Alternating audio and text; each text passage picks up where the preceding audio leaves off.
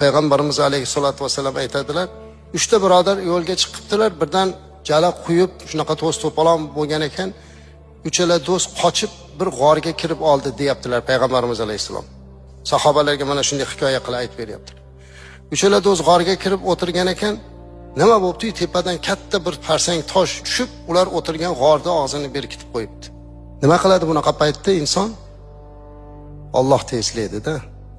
Uchala do'st o'sha yerda turib duo deyishni boshladi. Payg'ambarimiz sollallohu alayhi vasallam aytibdilar, duo qildi, boshqa qildi, hech natija yo'q. Shunda ichlaridan bittasi aytibdilarki, kim bir amalini Alloh uchun qilgan bo'lsa, shu amalini agar Alloh qabul qilgan bo'lsa, uni o'rtaga vasila qilib qo'shib duo qilsa, duosi qabul bo'lar ekan. Men shuni eshitganman dedi. Ha bo'lmasa shunaqa duo qilaylik dedi ulardan biri. Shunda aytgan odam duo qildi. Aytdiki, men bitta ish qilganman, buni men va Allohdan boshqa hech kim bilmagan. Meni uyda qari ota-onam bor. Biz juda ham kambag'almiz. Uyda bir sog'in hayvonimizni sutini ichib yashaymiz. Bir kuni men sut sog'ib kelgani chiqib ketsam, otam bilan onam ikkalalar o'tirib uxlab qoptilar. Men kirib bermoqchi bo'lsam, uxlayaptilar. Uyg'otgani hayo qildim, ammo meni bolalarim och edi. Hatto bir bolam o'rmalab kelib oyog'imni tagida tirmashib ovqat desa ham men unga bermadim. Bolamga ichim og'rib, qalbim ezilib tursa ham ular uyg'onguncha bermadim. Ular uyg'ongandan keyin ota-onamga berib, keyin bolalarga berdim. Bu ishni men shu holatda o'tirganimni ota-onam bilmadi. Buni faqat Alloh uchun qilgan edim, Allohning roziligi uchun. Ya Rabbi, agar shu amalimni qabul qilgan bo'lsang, bizga najot ber deydi, tosh silchib ketdi. Rasululloh sollallohu alayhi vasallam aytibdilar. Ikkinchisi aytibdiki, men uyimga bir mardikor olib kelib usta ishlatganman. Har kuni unga bir qism beradigan haqni gaplashganman. Eng oxirgi kuni o'sha haqqini olmay ketib qopti. Men kutdim, kelmadi. Keyin u haqqiniga men bitta qo'y olib qo'ydim, kesa olar dedim. Qo'y 2 ta bo'ldi, 3 ta bo'ldi, ko'payib yillar o'tdi. Bir kuni eshigim taqilladi. Eshikni ochsam, o'sha oldin ishlagan haligi mardikor usta, sizda meni bir kunlik haqqim qolib ketdi deb aytdi. Men unga, ha to'g'ri aytasan. O dalaga chiqsang bir qancha qo'y echkilar turibdi, o'sha seni bir kunlik haqqing. U menga qarab, meni mazaq qilmang dedi. Deyodi, men Allohga qasamki seni mazaq qilayotganim yo'q. U seni haqqing deb aytdim. Lekin aslida men unga o'sha bir kunlik haqqini berib qo'ysam bo'lar edi.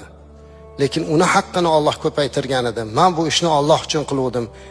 Allohim menga najot ber endi. O'sha ishimni hurmatidan deb duo qildi, yana tosh siljidi. Uchinchi do'sti aytdiki, menda dedi hech qanaqa bunaqa ish yo'q dedi. Lekin bir marta Allohdan qattiq qo'rqqanim bor dedi. Ha aytib ber. Amakimning qizini yaxshi ko'rib qolganman. Bir kuni o'g'irlab qochib ketdim. Bir joyga qo'yib amakimning qizini oldiga kirgan edim. Amakimning qizi menga qarab, "Ittaqi minalloh ibn ammi." Ey amakim o'g'li, Allohdan qo'rq dedi. Hech kim ko'rmaydi dema, yer tagida harakatlanayotgan shumolini ko'radigan Allohdan qo'rq. Meni haqqimni bermasdan, ya'ni nikoh qilmasdan menga yaqinlashma dedi. Men unga qarab shu darajada Allohdan qo'rqib ketdimki, men yaqinlashmasdan chiqib ketdim.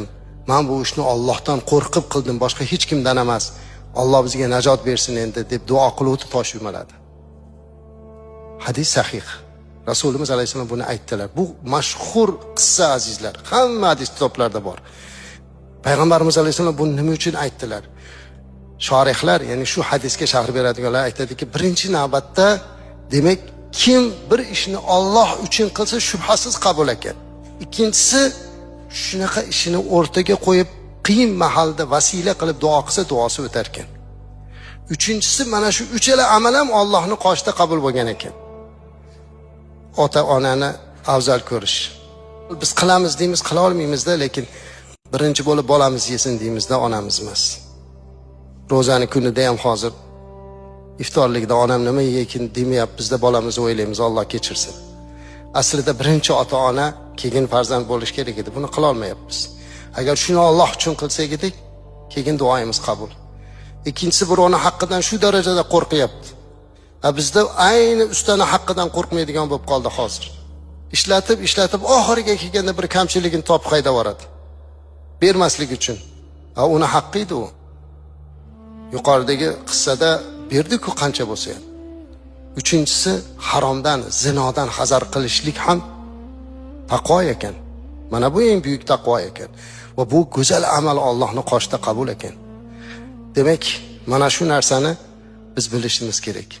Men bu hadisni hozir o'qiganimda o'zimga savol berdimda, Allohim, agar men uchala do'stdan bittasi bo'lsam, qaysini aytib duo qilardim ekan deb. Siz ham yig'laysiz, savol bering o'zingizga. Agar o'sha 3 ta do'stdan bittasi bo'lganingizda, qaysi amalingizni aytib duo qilardingiz?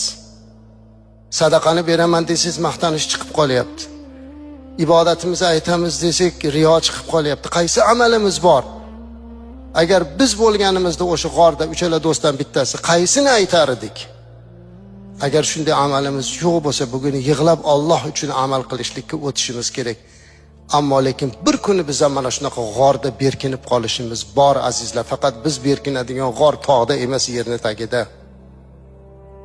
Qabrda ham bizni shu ixlosli qilgan amalimiz najot beradi. Shuning uchun hamma amalda azizlar faqat xolislik, ixlos Alloh uchun bo'lish kerak. Hatto al-hubbi fillah val bughd fillah. Yaxshi ko'rsangiz ham Alloh uchun yaxshi ko'ring, yomon ko'rsangiz ham Alloh uchun yomon ko'ring. Ana bu ixlos azizlar.